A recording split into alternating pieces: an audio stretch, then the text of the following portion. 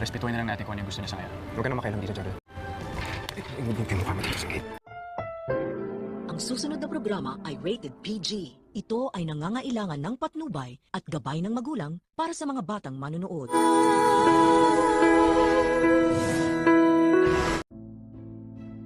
Nabaliwala ang lahat ng paghingi ng tawad ni Leon kay Christy. Pati na rin ang mga pangungumbinsi ni Tori sa mami niya na patawarin na daw ang Tito Leon niya matapos maaktuhan ni Christy na nakikipaglampungan si Leon kay Hana. At nagsisi din siya kung bakit pinuntahan niya pa nga ito para makipag-ayos sana kung ganun lang din naman pala ang maaabutan niya. Pero ito na rin ang magiging dahilan ni Christy upang tuluyan nang umatra sa kasal nilang dalawa at makipaghiwalay na kay Leon. Pero syempre hindi naman papayag si Leon na basta na lang siyang hiwalayan ni Christy kaya't gagawin niya ang lahat upang mapatawad pa rin siya nito. Pinuntahan niya nga ito sa bahay nila upang magpaliwanag at humingi pa ng isa pang pagkakataon upang patunayan na hindi niya sinasadya ang nangyari sa kanila ni Hana at dala lang ito ng labis sa pagkalasing. Pero hindi niya inaasahan.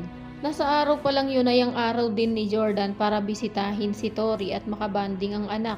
Kaya eksena itong si Jordan at sasabihin kay Leon na respetuhin at pumayag na lang daw siya sa gusto ni Christy ngayon dahil nasasaktan nga ito. Sagot naman ni Leon sa kanya na wag daw makialam si Jordan dahil usapang mag-fiancé nga ito at hindi siya doon kasali. Diretsahan tuloy siyang sinabihan ni Jordan na may anak daw sila ni Christy kaya kahit na ikasal man sila ay poprotektahan niya pa rin si Christy bilang nanay ng anak niya. Di na tuloy nakapagtimpi si Leon at tinakma na sa batok si Jordan habang sinasabi na kung ingud-ngud na daw kaya ang mukha nito sa gate. Dadating naman si Christy at aawatin ang dalawa at sa pagkakataong ito ay kakampihan niya nga si Jordan. Dahil bukod sa wala naman itong masamang intensyon, ay hindi niya pa rin kayang harapin si Leon sa mga oras na ito dahil nga sa ginawa nitong kasalanan sa kanya.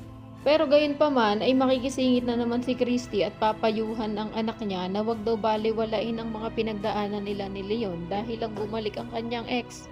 Kaya naman kung isa ka din sa mga nagnanais na wag na nga magpakumbinsi si Christy sa mga sinasabi ni Carmen at tuluyan na nga niyang hiwalayan si Leon upang lumakas na ang loob ni Jordan na hiwalayan na nga itong si Shaira.